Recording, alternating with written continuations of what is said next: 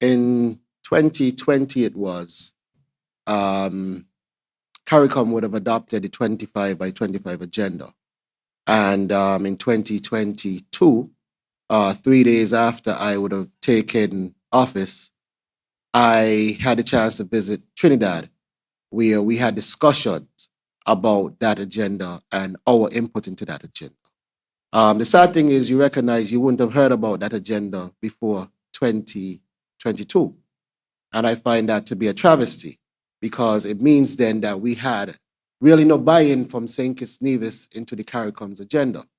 In fact, when I got to Trinidad, it was interesting because they said that I'm the first Minister of Agriculture that they would have met from St. Kitts. Wow.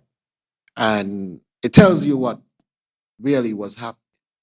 However, I'm confident to say that we have since then spent some time analyzing the data, because with anything, you have to know where you are, where you've been, to construct properly where you're going.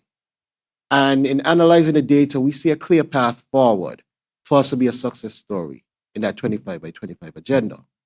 Beyond analyzing the data, we have met with livestock farmers, we have met with fisheries, the fisher folk, and we are meeting with the crop farmers next week. And our plan coming out of those meetings will be to collate all that data, properly fashion the entire way forward, which we will launch in July. Just to give an outlook though, beyond all of that, we have signed an MOU with Evergreen in collaboration with the African Export-Import Bank, yes, for a fish farm and processing facility, which is destined to be one of the largest of its kind in the region. And that will increase our productivity substantially. We've also, which should be launched in another few weeks, had the support of the government of the Republic of China and Taiwan for a hatchery, which will also increase our ability and improve our capacity in the area of poultry, and which would again help us to reduce imports. We are also launching our greenhouse villages and that concept. And again, we plan to break ground on that in July. Along with that, we are now instituting a drought resilience project, considering where we are currently. We are suffering one of the worst droughts in the last 20 to 30 years, and that is impacting our agriculture sector.